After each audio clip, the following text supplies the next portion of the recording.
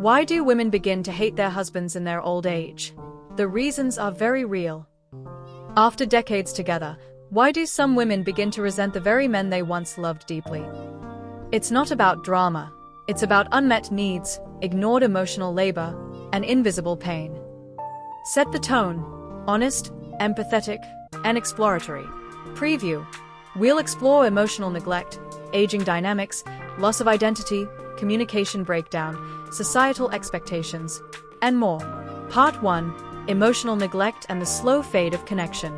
In the early years of marriage, many women pour themselves into their roles. They remember birthdays, manage holidays, smooth over arguments, and tend to the emotional temperature of the home like an invisible thermostat.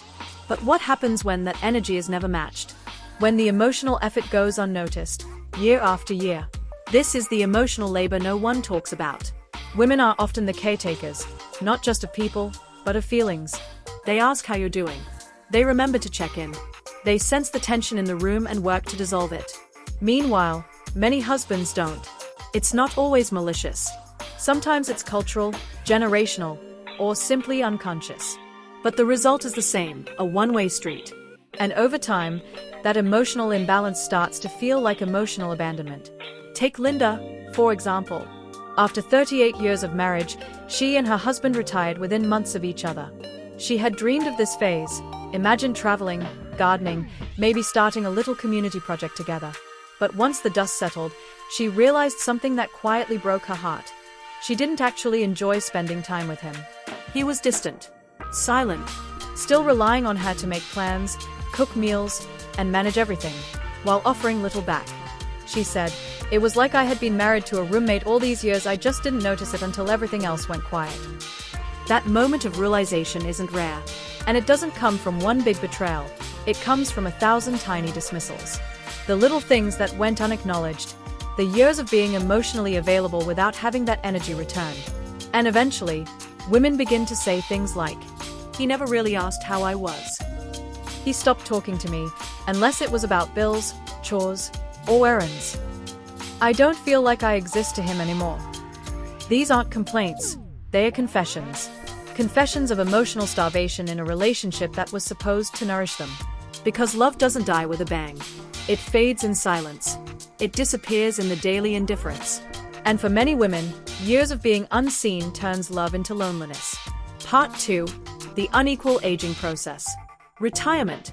For many men, it's the long-awaited reward, the golden years finally within reach.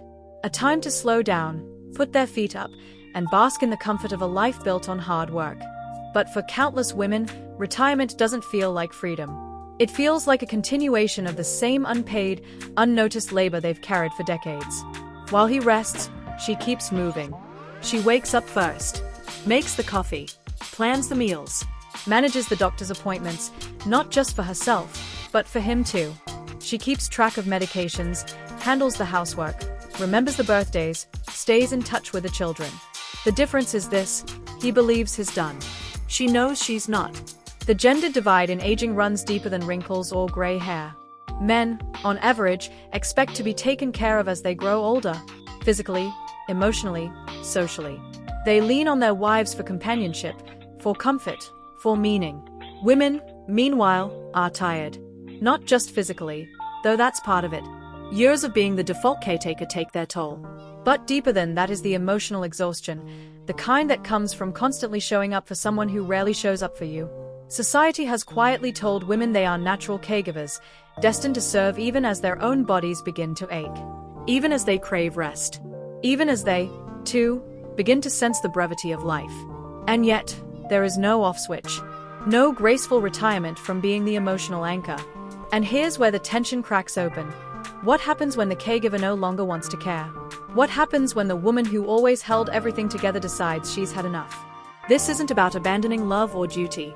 It's about the silent weight of imbalance, how women are often expected to carry not only their own aging but their partners as well, and how that expectation can evolve into quiet bitterness. Because deep down, many women begin to ask themselves a question they never had the courage to say out loud. When do I get to rest? When is it my turn to be cared for? That question isn't selfish. It's sacred. It's a reckoning. And for many women, it's the moment they begin to reevaluate everything. Because the truth is, retirement shouldn't be a burden for one and a vacation for the other. It should be a time to reconnect, to share, to heal. But that can only happen when both partners understand that care, like love, must be mutual. And until that balance is restored, the resentment will only grow. Part 3. Communication breakdown over decades. Most relationships don't fall apart in a single moment. They unravel quietly, thread by thread, through years of miscommunication, unspoken needs, and words left unsaid. In the early stages of a marriage, silence can seem harmless. He assumes, if she really needed something, she'd tell me. She assumes, he should just know by now. These tiny misunderstandings don't feel like much at first. But over time, they become dangerous. Communication isn't just about talking. It's about seeing each other, feeling each other, tuning into the quiet signals, because not every need is screamed. Some are whispered. And sadly, in many long-term marriages, those whispers are never truly heard. Women, especially, often speak through subtlety. They ask how your day was, hoping you'll ask in return. They mention feeling tired, hoping you'll offer help. They grow quiet, hoping you'll notice the silence. But when those cues are missed again and again, something breaks. Not in a loud, dramatic way, but in a deeply internal one. And here's where the damage compounds. She stops expressing. And he believes everything is fine. Years go by like this. Conversations become logistical. Calendars, groceries, bills, doctor's appointments. The emotional intimacy that once bonded them becomes a distant memory. They may still sleep in the same bed, but they no longer share the same world. Eventually, it reaches a painful checkpoint, a moment of realization that echoes inside many aging women. He stopped seeing me, and I stopped talking. That sentence is devastating. Because it doesn't just describe a breakdown, it describes emotional abandonment. Not out of cruelty, but neglect. Not from hatred, but habit. And here's the truth most people won't say. It's entirely possible to live with someone for 40 years and still feel utterly alone. But it doesn't have to stay that way. Communication isn't dead, it's dormant. The tragedy is not in what was lost, but in what was never built. And now, in the quiet stretch of old age, the absence of connection is no longer easy to ignore. If there's a takeaway from this chapter of the journey, it's this: words matter. Presence matters. Emotional awareness isn't a luxury, it's a necessity. And love without communication is just a contract. Without intention, long-term love becomes a long-term silence. And it's in that silence that resentment quietly finds its home. Part 4. Loss of identity and the empty nest shock. For decades, many women live as the glue that holds everything together. They are mothers, homemakers, caretakers, mediators, emotional first responders. Their calendars revolve around school pickups, doctor's appointments, birthdays, and holidays. They carry the weight of making a house feel like home. And often, in the process, they lose touch with the question, who am I outside of all this? So when the children grow up and move out, a quiet but powerful reckoning begins. Suddenly, the noise is gone.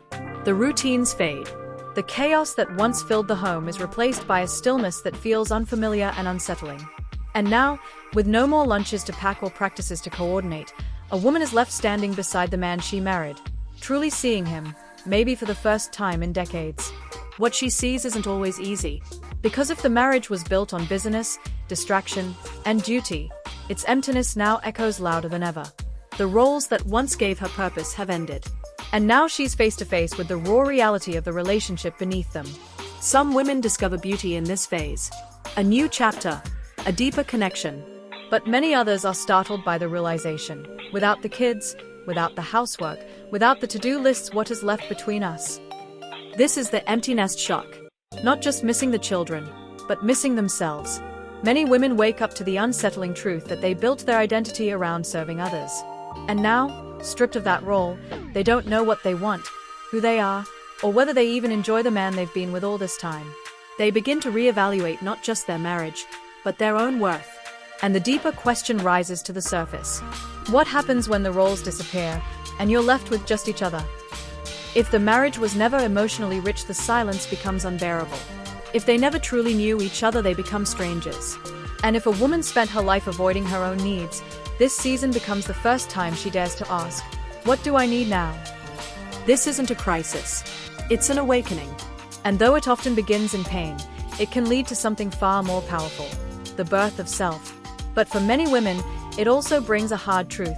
Sometimes, the life they built no longer fits the woman they've become. Part 5. Lack of personal growth and emotional maturity in husbands. Time changes people. That's inevitable. But what happens when one partner keeps growing and the other stays exactly the same?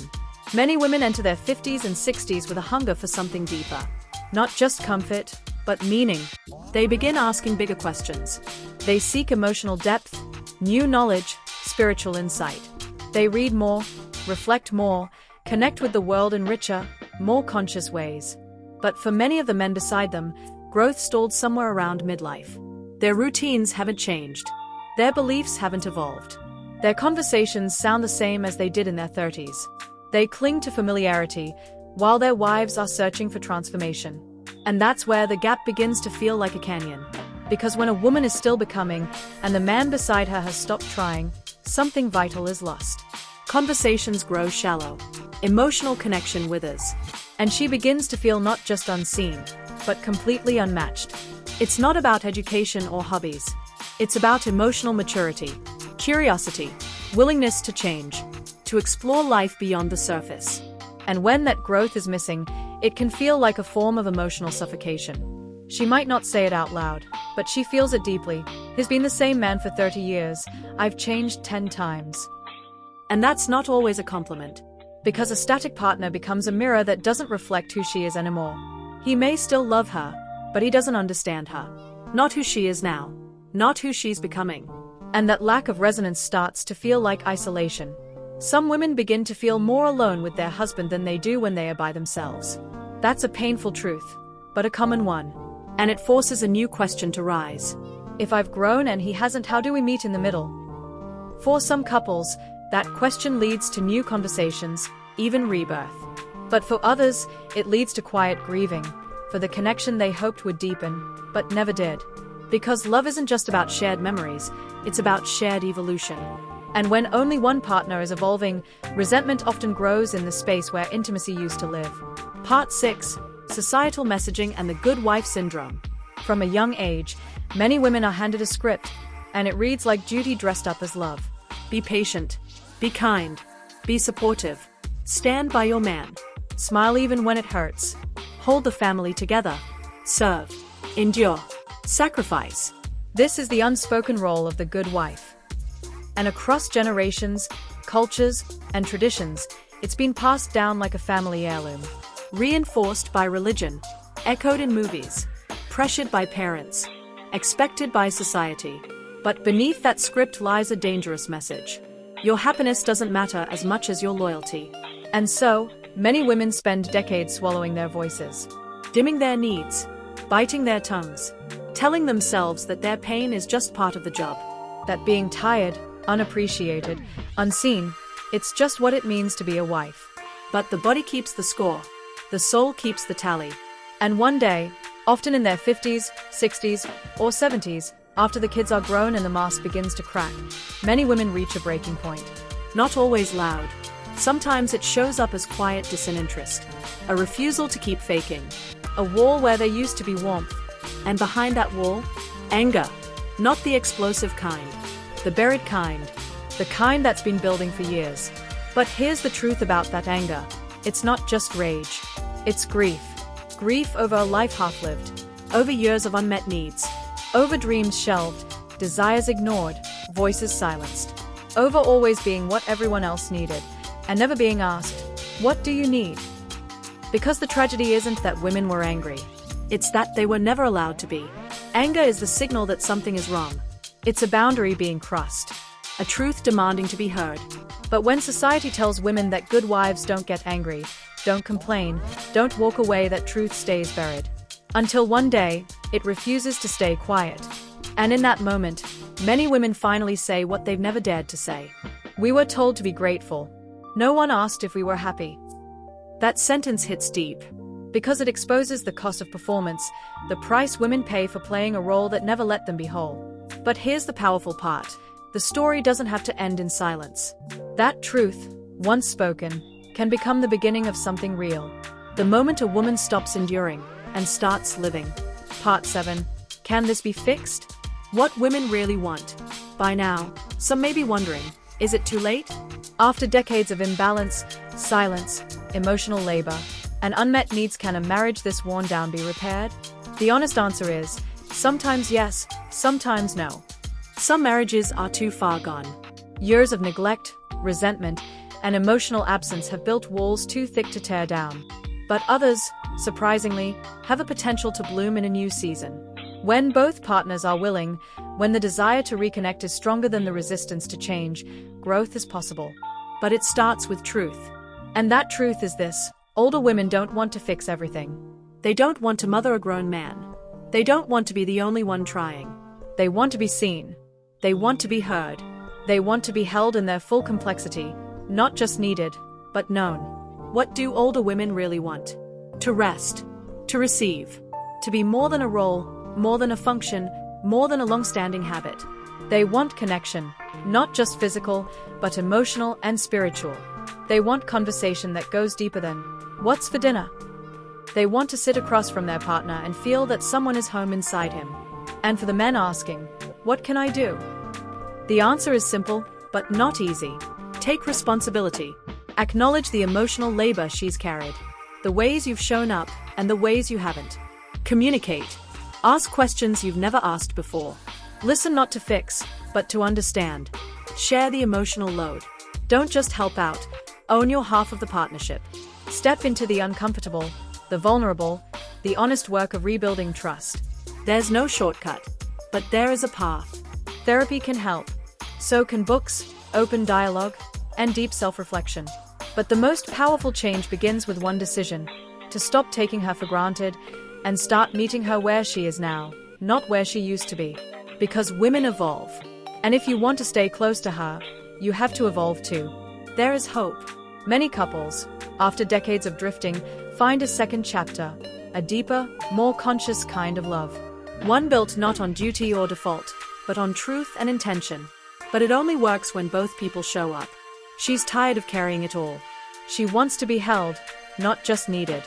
She wants real love, not just routine. She wants to be partnered, not just accompanied. And she deserves that. This isn't just a story about aging. It's not just about relationships, or gender roles, or who said what over the years. It's about awakening. Because across the world, in living rooms and kitchens and quiet bedrooms, a quiet revolution is happening. Older women are no longer asking for permission to feel. They are no longer apologizing for their anger. They are no longer settling for being invisible in their own lives. They are waking up to the truth that enduring isn't the same as loving. That silence isn't peace. That sacrifice, when unreciprocated, becomes self-erasure. And as they enter the final chapters of their lives, they are asking bold, necessary questions. What about me? What do I want now? Am I willing to live the rest of my life unseen, unheard, untouched, just to avoid discomfort? For many women, the answer is no. And for those watching, whether you're a woman on this journey, or a man who's beginning to understand, you are not alone. Change is possible. Truth can rebuild what time has worn down. But only if we're brave enough to face it. This conversation matters. Because love, real love, isn't found in endurance. It's found in presence, in effort, in choosing each other, not just in your youth, but again and again as you grow. So if you felt this pain, spoken these words, or lived this story, know this: you're not broken. You're awakening. And awakening is the first step to freedom. With that said, thanks for watching, and until next time.